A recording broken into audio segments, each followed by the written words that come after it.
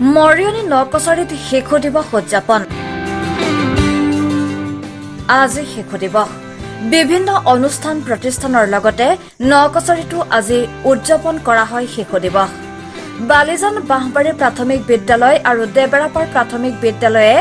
দিনজোৰা কাৰ্যসূচীৰে বাহবাৰী প্ৰাথমিক বিদ্যালয়ত শিশু দিৱস উপলক্ষে অনুষ্ঠিত কৰিলে ক্ৰীড়া আৰু সাংস্কৃতিক অনুষ্ঠান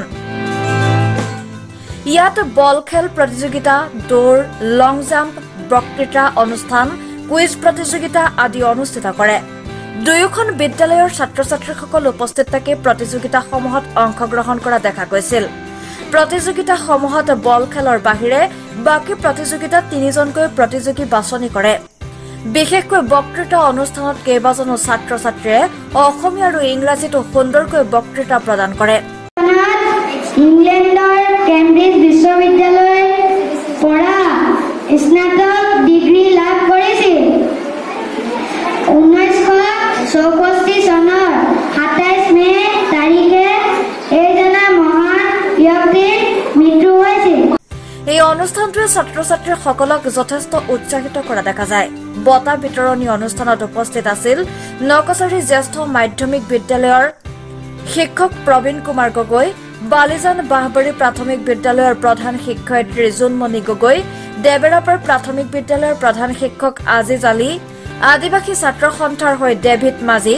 দুয়োখন বিদ্যালয়ৰ সহ শিক্ষকসকল আৰু অভিভাৱকসকল শিক্ষকসকলৰ এনে পদক্ষেপে ছাত্ৰ-ছাত্ৰীসকলক শিক্ষাৰ লগতে খেলা-ধূলাটো আগ্ৰহ হোৱা দেখা গৈছে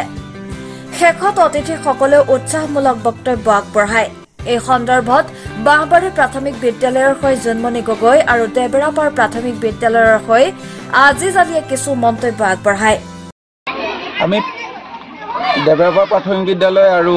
বাহবাৰী প্ৰাথমিক বিদ্যালয় এই দুইখন আজি কেইবা বছৰৰ পৰা আমি বন্ধ বিদ্যালয় হিচাপে আছো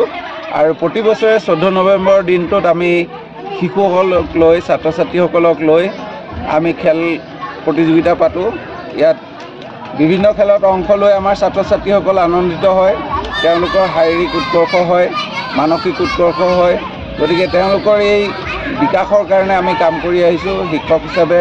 আজি তেওঁলোকক আমি এই প্ৰতিযোগিতাবিলাকত অংশগ্ৰহণ কৰাত সুবিধা দিব পাই আমি সুখী হৈছোঁ আৰু অনাগত দিনতো আমি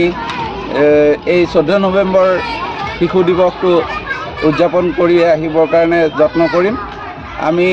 আমাৰ দেশৰ প্ৰথম প্ৰধানমন্ত্ৰী জৱাহৰলাল নেহৰুৰ যি শিশুসকলৰ প্ৰতি মৰম আছিলে সেই মৰম আমাৰ যাতে ছাত্ৰ-ছাত্ৰীসকলে অনুভৱ কৰিব পাৰে তাৰ কাৰণে আমি এটা চেষ্টা চলাওঁ আৰু আমাৰ শিশুসকলে তৰ্ক প্ৰতিযোগিতা কুইজ প্ৰতিযোগিতা দৌৰ ফুটবল আৰু অন্যান্য খেলত অংশগ্ৰহণ কৰি আজি